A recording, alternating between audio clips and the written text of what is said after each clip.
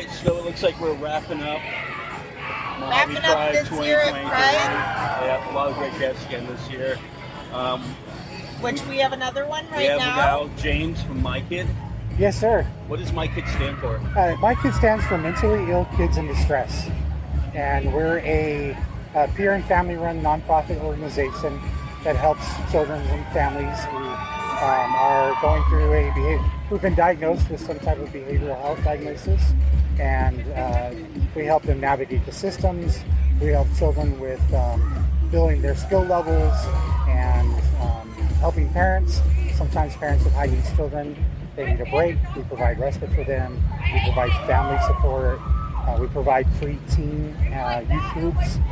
We provide family support groups here in Mohave County, as well as throughout the state of Arizona and in Colorado as well. Wow.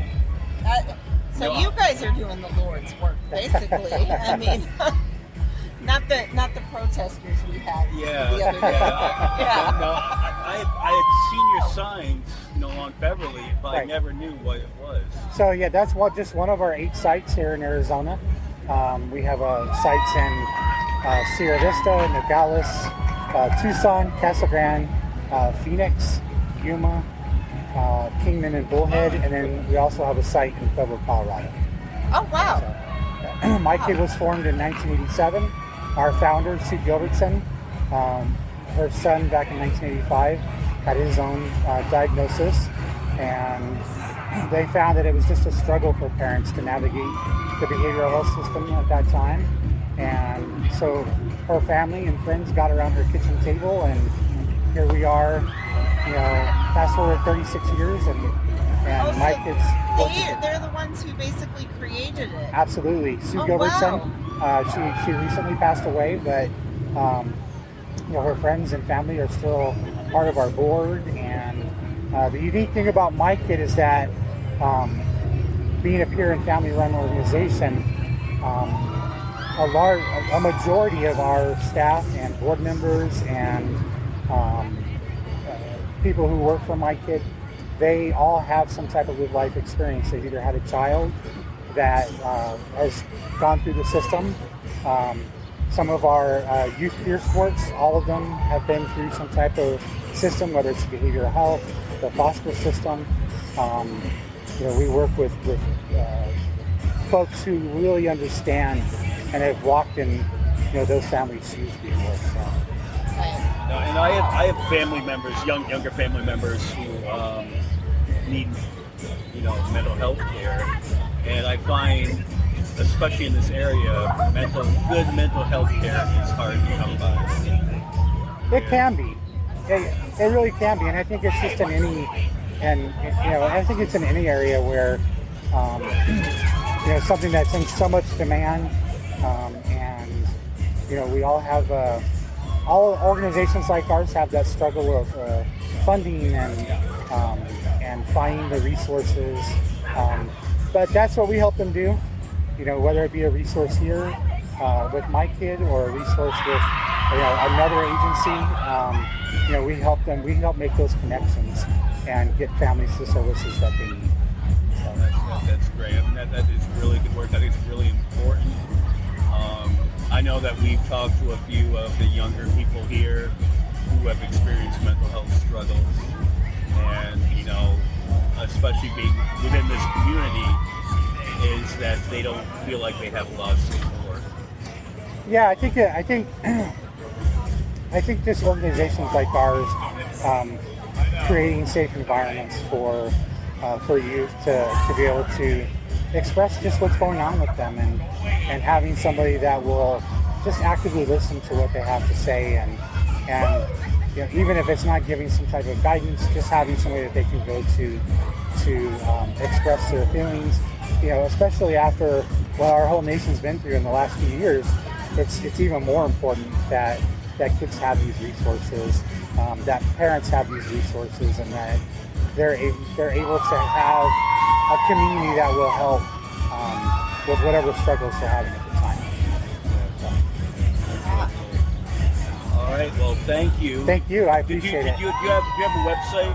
We do. If you go to www.mykid, That's M.I.K.I.D.org.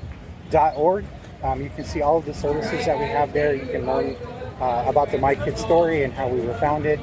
And it's just a great website that talks about all the services that we do and our staff, our great staff, and the things that they do in communities throughout Arizona and Colorado. Well, we really appreciate the work that you do because...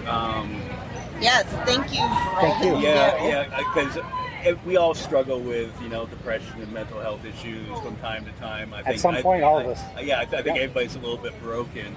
Yeah. But it's good to see that there is help and support out there. Absolutely. And it's especially important with the younger folks because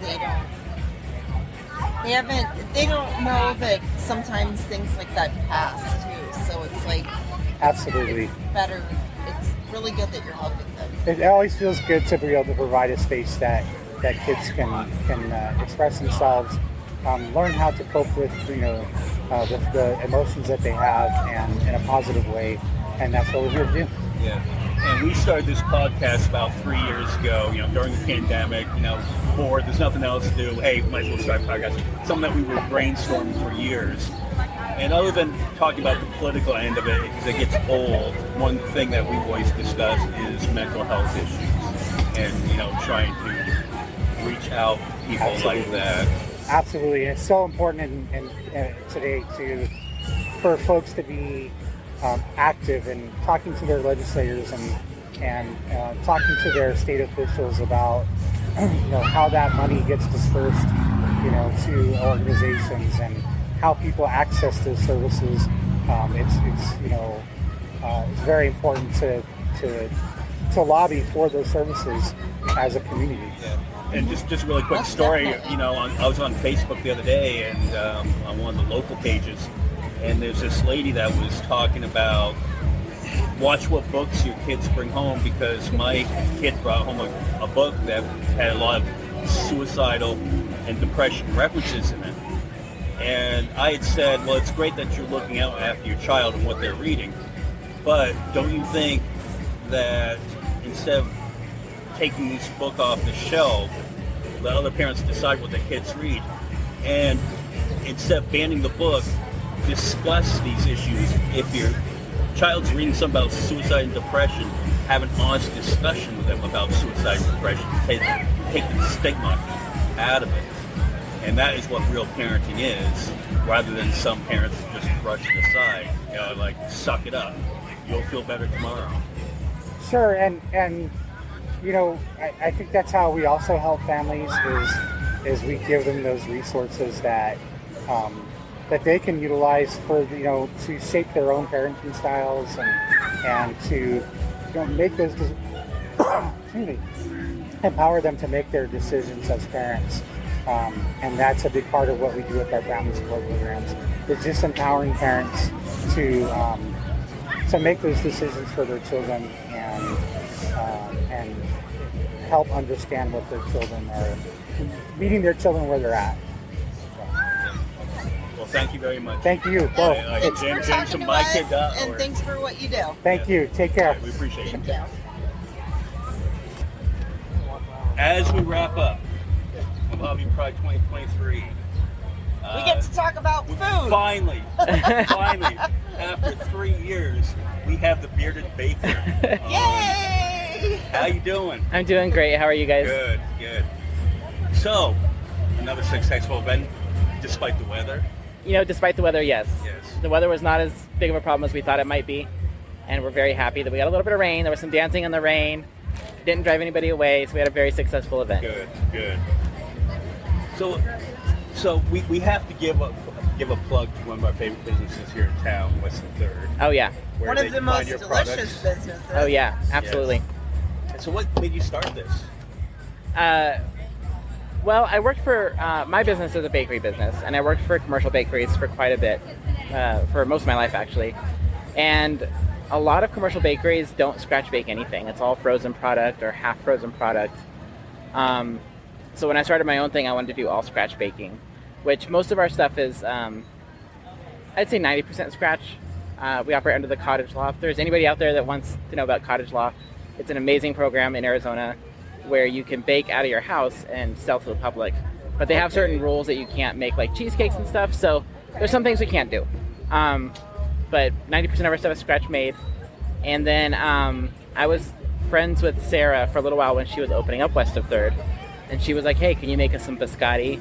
So I started out with just, little packs of biscotti, and then we started doing bread, and then I started picking up. So I'm very happy to be a part of the West of 3rd family, because it's a storefront that I don't have to run, but they get to, I get to stock up my stuff there. So it's been a journey of like just little bits here and there building up. So you sell primarily at West of 3rd? That's our quote unquote storefront location, because I don't have a storefront of my own. But we also offer delivery and custom orders and wedding cakes and lots of stuff on the side. So question. You mentioned cheesecake.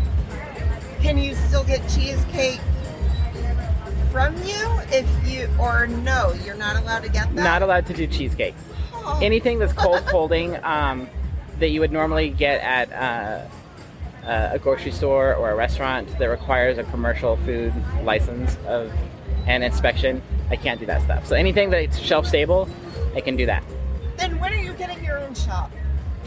Maybe someday. My boyfriend just did a tarot reading for me. We kind of asked that question, and the cards were basically like, no, it's time to start thinking about this. So I mean, we'll think about it, but it's so much overhead to do a storefront. And right now, it's like I don't have to pay any extra rent. I don't have to pay extra utilities. Like with the pop-ups? Can you do that? We kind of live through pop-ups, like West of 3rd, and then our pop-ups. So like the festivals we do the farmers markets, and that's good for us right now. But in the future, to do a bakery, we have to do. Right now, it's just me and Robbie. So in the future, we're going to need staff to run the counter. All the things that come along with that, extra equipment, rent, all that overhead. So. Yeah. But it's getting busy enough to someday that's probably going to happen. We'll probably have to do a storefront, because me and Robbie can't do it forever by ourselves. Yeah, so on one of our episodes, one of our guests brought us your brownies with the chocolate chip brownies. Uh-huh. And I was like, these are amazing. Thank you. Thank you. So good. And I've had your bagels too. Fabulous. Thank you. Fabulous. Thank you. I'm like, I think you guys would do phenomenal if you did get to the point where you were doing your own shop. Because then you add cheesecake into that. Yeah. Hello. And that was Robbie's point. He's like, if you bit the bullet and actually opened a storefront, you could do all these things that we're not allowed to do. Hey. So that's a pro to it as well. But right. I've never had a bad thing from you guys. Oh, thank you. Yeah. And I think it would do well, because there's not a lot of scratch baking. So if you were to go, I'm not going to name names, but the grocery stores in town, I've worked for them all. They all order their frozen product from the same thing, from the same distributors. So when you go to one place and eat their croissants, it's going to taste the exact same way if you go somewhere else and eat their croissants, because it's the same product. So when you get to scratch make it, you can put your own twist on it. You can make it how you want to make it. It's not frozen, so there's definitely a taste difference, I feel like anyways, when you go to a place that's got homemade sauces or homemade with it's all scratch made. There's a taste difference, Right. So. Yeah, well, yeah. Both the brownies and the bagels were better than any of the stores. Oh, thank you. Thank you. So yeah, I totally agree. What got you into this? I've been a baker. I've started out cake decorating when I was like 12 and 13. My mom knew how to make little frosting roses, and I asked her to teach me how to make it. And from there, it was just like, oh, this is fun. I'm going to keep doing it. So I started decorating mostly. And I started getting weird requests for like a cake that looks like mountains or Betty Boop or something. And then there was this show called The Ace of Cakes. I don't know if you guys ever saw that show. I think so. It was the coolest show on Food Network, where they would make these extreme custom cakes. And that's how I found out about fondant work. And I fell in love with it. And I wanted to do all this custom stuff.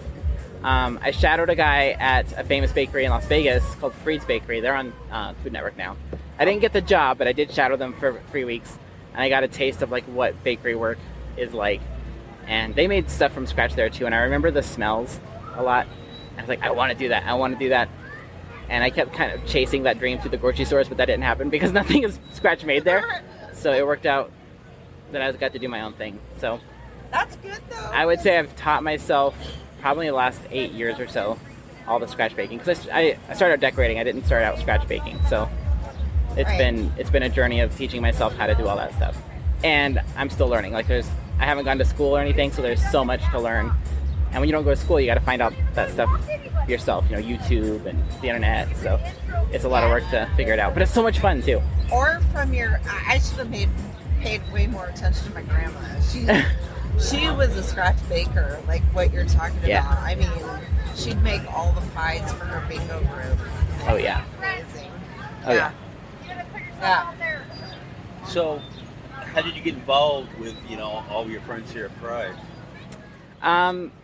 I worked for Victoria Sugar Shack here in town, and my best friend at the time, Ronnie. I mean, he's still one of my best friends, but now I have a lot of best friends. So one of my best friends, Ronnie, was friends with those who were starting Pride. We went to Pride in Vegas, and then Willow, who's the president now, I met her through this group of friends, and they wanted to start something local that was more family friendly and catered to more of the community's needs, you know, kids' needs of having a safe space. And where I worked then, I offered the meeting room, and so I got to kind of sit in while they did their meetings and stuff. And I wasn't on the board then.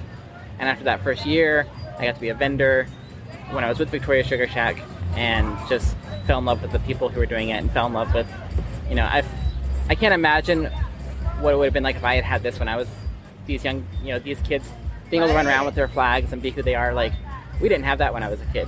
And so I knew I wanted to be a part of it. And eventually I got to be good friends with Willow, and was invited to be on the board as a position to help make decisions. And since then, it's just been, I don't want to stop, you know. So it's been amazing. You guys are doing a great job. Yeah. Like, I've been to we've been to 2 of the Pride events now, and it seems like they get better every year. And I would say, even though I don't do as much as everybody else, I'm more of a, like, you know, we need this from Walmart, and I'll go run to Walmart. I don't do a lot of the organizing, but it feels this year like it was the easiest year we've had. Probably because we had a couple years under our belt already, so we know what to do. But it felt like we had a lot more help. Our king and queen, Alicia and Steven, have been a big part of the entertainment and alleviating some of that stress from Ronnie, who usually does most of it. And there's been other people to help organize some stuff. So it wasn't quite as heavy a load as it was the last couple of years. Right. And you Speaking guys of Ronnie, know, where is he? I believe he's on his way back home. He currently is in Casa Grande, and he's got his own small business. That's a drive. So I believe he's on his way home. Yeah. It's like, Which shows you the dedication. Like, Taylor lives in Georgia, Ronnie lives in Casa Grande. Like, they all traveled here for this event. So it shows the dedication of these few people who put this event on. Yeah, Casa Grande's like a 5-hour drive in between Tucson and Phoenix. I used to go there all the time. I'm from Phoenix, so I used to go there to go to the outlet stores, which aren't as good as they used to be back in the day, but that's a different story. Yeah, and this really is, you know, we've been doing this podcast for 3 years now, and this is by far the most fun that we have all year long. Oh, right on. Doing it, and, you know. And you know you're on the map when you had protesters. Yep. Yep. You're like, we made it. Yeah, it was funny. We watched the videos of some of the things they were saying, and because we've been doing it in June previously, and I believe the park was already booked, and it got us thinking. We're like, wait, we don't have to do it in June. June's just traditionally Pride Month. It's so hot here. Like, why don't we just do it in May? It's not going to be as hot. It'll be better. Right. And we were watching the videos that they had made when they were planning on doing the protest, or the prayer circle, or whatever they're going to call it. And you purposely did it to trick them. Yeah, to trick them, and they thought they had more time, and like, just as that we're well funded and well organized, and it's like, it's 4.5 people putting this together, and we have to fight for every dollar that we put into this, you know. Right. Fundraising, and it's all year long of fundraising and finding the best deals on things, and being, you know, mindful with the money that we do have, and it's not a well-funded. So you mean George Soros did not fund this? No. Like, that would have to be one of their conspiracies. One of their weird conspiracies. And it's been amazing that we don't have, for an event this size, we don't have a huge sponsor like that. I mean, we have Unisource and Waste Management, which are big helps, but most of this, aside from those big sponsors, are the small community, small businesses. You know, most of the board has their own businesses that contribute. All these vendors are all small businesses. West the Third donated to the fundraiser. They do whatever they can for promotion. Like, it's really our small community that has put this on the map where it is. So we tried to bring in Bud Light, but there was a slight controversy. Plus, we got better. We got Blackbridge. Yeah, we didn't like. Yeah, I mean, even our beer is local crafted beer. So local crafted and delicious. Oh yeah, absolutely delicious. Yes. Yeah, and so if you ever want to come on the podcast, if you ever have any new recipes, you want to test them out, we will. Okay. You need taste testers, like Thank with you. that cheesecake. I'm a cheesecake freak. We'll have a whole storefront beta testing group or something. Right? Yeah, definitely. When you're gonna open the storefront, you gotta come on to promote it and have a tasting thing, of course. It's gotta happen. well, thank you, Gideon. Thank you, guys. And we truly appreciate everything that all of you do. Thank you, and we appreciate you. I never walked out of Sarah's shop without something. Thank you. Yeah. Well, we appreciate you guys being here and doing what you do. I appreciate your brownies. Thank you. Yeah. Thank you, Gideon. Have a good day, guys. Okay. Thank you. Bye. And we'll enrich your life. I can hear you. Look at you. I can hear you really well. Fabulous with ears. your ears. I can hear. Introduce yourself. Oh, the microphone. Can you hear me? Yep. Yeah. Oh. Hello, my name is Minnie Boo from Hooters in Las Vegas. I'm here at the Miami. I'm not in Miami, sorry. I'm at the Mohave Pride here in Kingsman.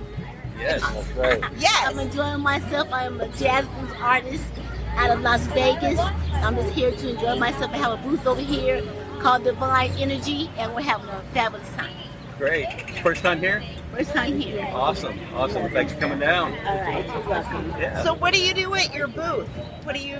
We sell candles, salt rocks, body sculptures. It's amazing. Come by, check us out.